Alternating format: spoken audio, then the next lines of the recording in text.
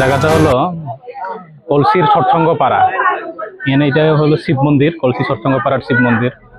তো আমরা সকালবেলা খবর পাই যে একটা ডেড বডি মন্দিরের ভিতরে পড়ে আছে।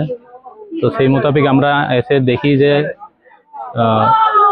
আকাশ মক নামে একজন 18 বছরের যুবক মৃত অবস্থায় পড়ে আছে। তো যথারীতি আমি আমাদের সিনিয়র অফিসারদের জানিয়ে দিই এবং ফরেনসিক মোবাইল টিমের জন্য ফরেনসিক মোবাইল টিমদের খবর দেওয়ার জন্য অনুরোধ করি। সেই মোতাবেক ফরেনসিক মোবাইল টিমদেরকে খবর দেওয়া হয়। আমিও পার্সোনালি ফোন করেছি এবং তারা এখন রাস্তাতে আসতেছে। তো দেখা যাক ফরেনসিক মোবাইল টিম এসে তদন্ত করবে আরো। তো তারপরে বোঝা যাবে কি এইখানে কোনো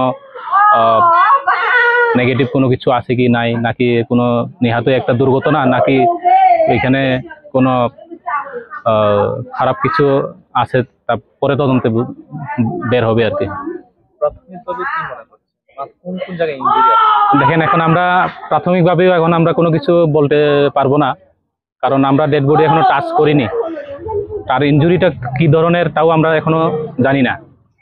ফরেনসিক টিম এই ব্যাপারে একটু এক্সপার্ট, তাছাড়া আর ডক্টর পোস্টমর্টেম করার পরে আরো বেশি ক্লিয়ার হবে। তাই আমরা এখন প্রাথমিকভাবেও বলার মতো আমাদের এরকম নেই। না, আছে অবিবাহিত, 18 বছর মাত্র এখনো। হ্যাঁ, এই গ্রামেরই কলসি সৎসঙ্গ পাড়ারই।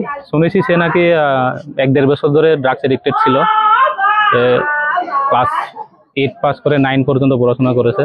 এটা তার বাবার থেকে জিজ্ঞাসা করে জানলাম আর কি।